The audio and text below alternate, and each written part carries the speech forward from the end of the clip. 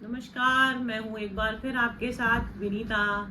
और मैं आज आपको फिर एक नई जानकारी के साथ आपके साथ आई हूँ। सबसे पहले तो मैं आप सबसे रिक्वेस्ट करूँगी कि आप सब्सक्राइब करें, लाइक करें और शेयर करें।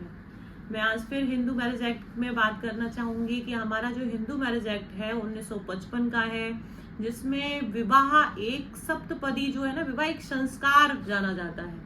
तो क्या आज हम उस संस्कार को मान रहे हैं? हिंदू धर्म तो अब मुझे लग रहा है मुस्लिम लॉ में चला गया है, कॉन्ट्रैक्ट में चल रहा है, शादियां कॉन्ट्रैक्ट हो गई हैं।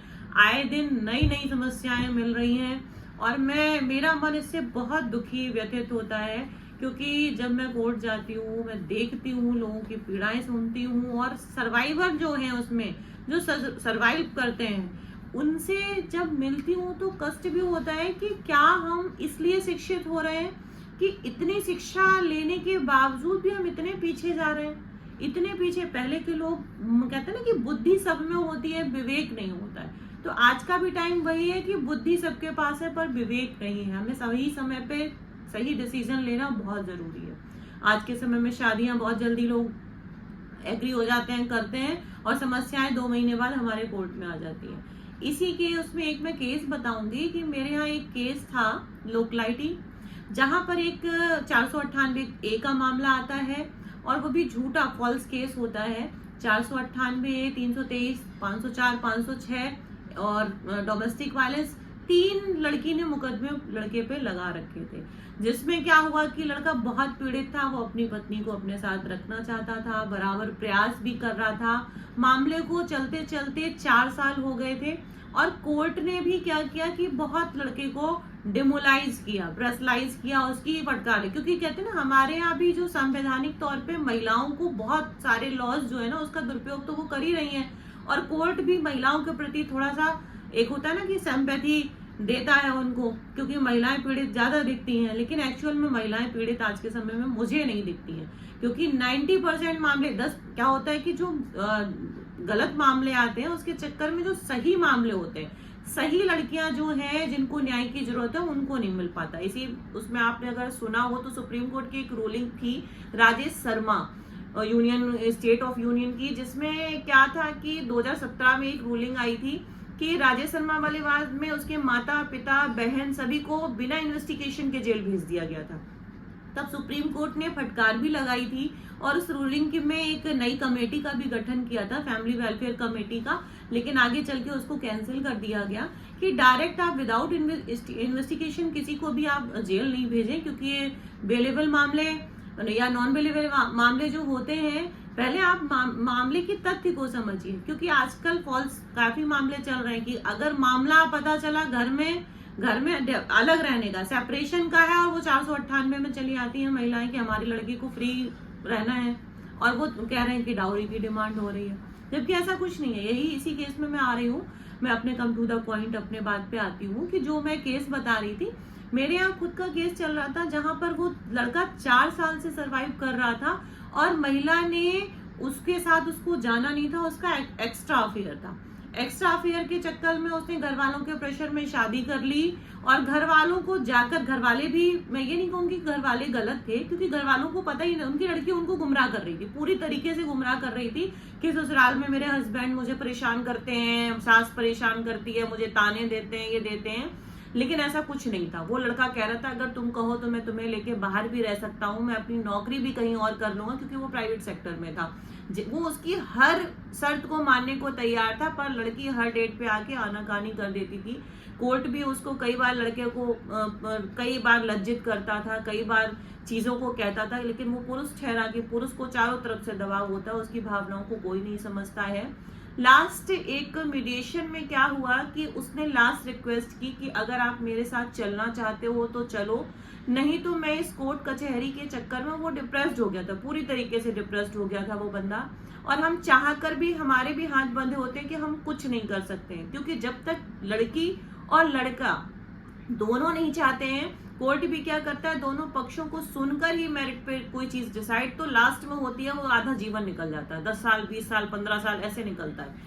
तो यहाँ पर क्या होता है कि उस केस में वो लास्ट डेट एक होती है और उसको कहता है कि अगर आपको मेरे साथ रहना है तो चलिए, न्यायालय से भी उसने बहुत रिक्वेस्ट की, पर कोर्ट ने कहा कि हम जब तक लड़की एग्री नहीं होगी तब तक मैं उसको जबरदस्ती नहीं भेज सकता। लड़की का कहना था कि आप मेरे नाम मकान कर दीजिए, मकान भी ले, उसको जाना भी नहीं था, और इधर वो मांग कर रही थी कि मकान मेरे, उसको पता था कि ये मकान ज्वाइंट है, उसके पिताजी के नाम है, उसका एक छोटा भाई है जो उसको नहीं किया जा सकता। तो लड़की ने ऐसी कंडीशंस रख दी कि मुझे जाना नहीं है, और वो बराबर उसको डिले करती रही। लड़के ने लास्ट टाइम कोर्ट में कहा कि मुझे लगता है मैं अपना न्याय स्वयं ही करूंगा, मुझे कोर्ट नहीं न्याय दे पाएगा। और ये बहुत दुखद घटना है कि आज के समय पे लोगों का विश्वास कोर्ट से खत्म हो रहा है, बिल्कुल विश्वास नहीं कर पा रहे हैं। हमारे यहाँ जो जस्टिस हैं, न्यायाधीश हैं, जजेस हैं, उनके भी हाथ कहीं ना कहीं बंधे हुए हैं, क्योंकि अभी भी हम महिलाओं के प्रति बहुत संवेदनशील हैं और उनकी बातों को बिल्कुल सही मान लेते हैं। पुलिस का भी आप जानते हैं, इन्वेस्टिगेशन में अगर जरा सा लड़की रो के चिल्ला के पहुंच गई तो उनके ऊपर भी प्रेशर हो जाता है और उनको मुकदमा लिखना ही पड़ता है। तो यहाँ पर क्या होता है, लड़के ने लास्ट मीडिएशन में अपनी बात रखी, उसकी किसी ने नहीं सुनी, वो हमारे पास आया और हमने उसको बहुत समझाया। मैंने कहा ऐसे हार नहीं माना जाता, आप अगर उसके साथ वो नहीं रहना चाह रही आपके साथ तो आप डाइवोर्स डाल दीजिए, म्यूचुअल डाइवोर्स डाल दीजिए या कंडीशनल डाइवोर्स डाल दीजिए, 13 में आ जाइए। लेकिन वो बोला मैं इस लड़की को डाइवोर्स, क्योंकि वो धर्म से जुड़ा हुआ था, बोला हमारे यहाँ जो हिंदू मैरिज एक्ट के अकॉर्डिंग शादियां होती हैं वो सप्तपदी विवाह एक विश्वास, प्रेम, समर्पण, त्याग है। इनकी तरीके मैं नहीं हूं कि ये गलत रास्ते में चल रही हैं तो मैं भी चला जाऊं, जी नहीं। मैं बहुत, उसने हम्बली रिक्वेस्ट की, बोला मैम मुझे नहीं लगता है कि मेरे साथ न्याय होगा। और देन 8 या 9 डेज बीते होंगे और उसने सुसाइड कर ली। उस केस से हम इतने दुखी हुए कि आज भी ये चीजें बहुत कॉमन चल रही हैं कि लोग पुरुषों की पीड़ाओं को नहीं समझ रहे हैं, पुरुष अलग अलग दिशा में भटक रहे हैं। तो क्या महिलाएं इसलिए हैं कि अपने कानून का दुरुपयोग करें, किसी का घर बर्बाद कर दें? क्या सब कुछ पैसा ही है? क्या पैसे से ही जीवन को तौला जा सकता है? क्या नैतिक मूल्य नहीं बचे हैं? क्या भावनाएं नहीं हैं? या आत्मबोध नहीं है? आत्मचिंतन व्यक्ति के जीवन में बहुत इंपॉर्टेंट चीज है कि आप 10 मिनट आत्मचिंतन करिए, खुद पर कीजिए कि हम जो डिसीजन ले रहे हैं वो विवेकपूर्ण है या नहीं। क्योंकि जल्दबाजी में जीवन में कोई भी डिसीजन लिया जाता है तो वो हमेशा दुखद होता है। मैं ये नहीं कहती हूँ कि हर लड़की गलत होती है, पर आज के टाइम पे 90%, मेरे यहाँ 100 मुकदमों में 90% मुकदमे ऐसे आते हैं जिसमें ये पता होता है कि यहाँ डाउरी का या क्रुअल्टी का मामला नहीं है, पर 498A में महिलाएं आ रही हैं और अपनी कंप्लेंट दर्ज करा रही हैं। उनको क्या है कि उनको रहना नहीं है, या उनको मकान चाहिए, उनको तुरंत प्रॉपर्टी चाहिए।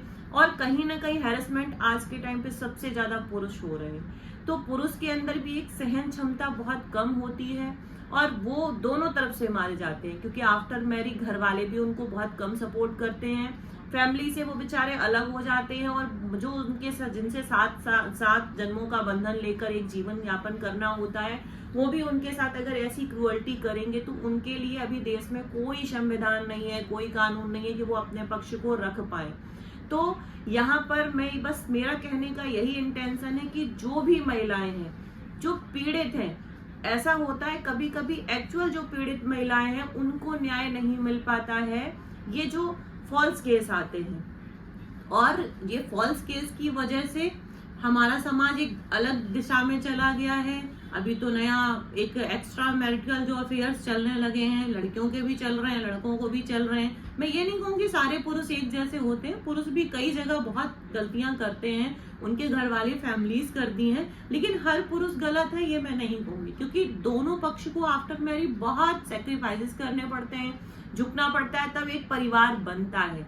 लेकिन फिर मैं कहूंगी कि परिवार बनाने के लिए हमें आत्मचिंतन और आत्मबोध और एक सही निर्णय लेने की बहुत जरूरत है, क्योंकि समय बहुत अलग दिशा में चल रहा है और लोग भी अलग दिशा में जा रहे हैं।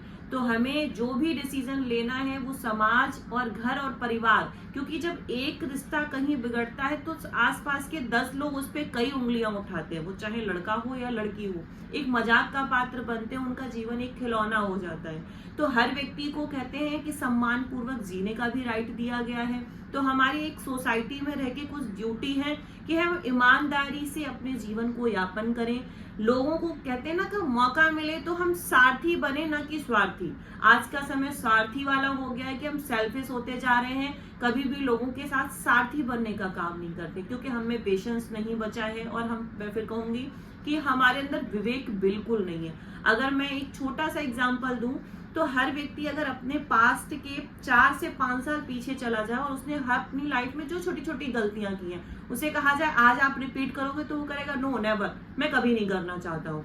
तो इसी तरीके अगर हम अपने आने वाली लाइफ में या हम किसी एक जिम्मेदारी में बनते हैं तो वहां भी हमारी बहुत छोटी छोटी लायबिलिटी होती है। अगर उनको हम प्रेम, समर्पण, त्याग की भावना से समझे तो अपनी लाइफ को बहुत अच्छा कर सकते हैं।